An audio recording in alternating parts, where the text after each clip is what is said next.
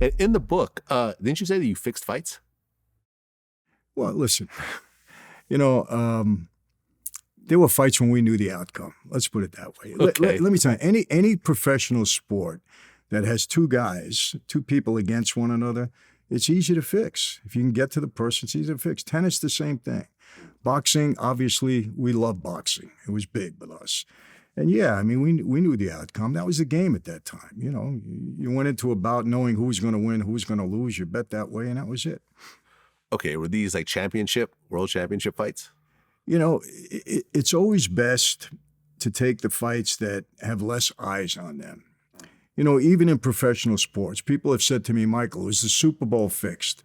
Why are you going to fix to try to compromise the outcome of the Super Bowl when hundreds of millions of people are looking at it? The security around it is more.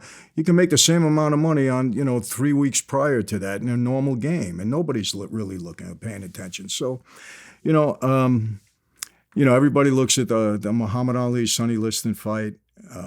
I never heard that fight was fixed from anybody on our side.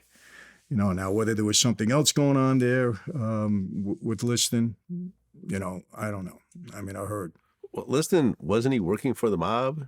Wasn't he like an enforcer, like breaking people's legs and arms and so forth? I'm going to be, again, I was younger then, but close with my dad, and we spoke about it. He never indicated to me that was a fixed fight. Okay. Seemed like it was, but if it was, I don't think it was from us. Well, the fights that you guys did fix, can you say any of the people? No. Okay, fair enough. How would it usually work, though? Can you talk about an instance without naming a name of how you actually got to one of the fighters and agreed, they agreed to actually, either, I guess, lose the fight, right? Yeah, well, there's a lot of fighters that we knew. We were close and we supported, and, we paid for their training, and they were obligated to us. So, listen, you want a championship bout? We got to make some money first. You're going to take a dive in the 4th or the 5th round, and they do it. It's that simple, believe it or not. That simple. Yeah. And it depends on the fighter. I mean, there's some fighters that, but if they're obligated to us from day one, if we groom them, if we put them in that position, they're going to do it.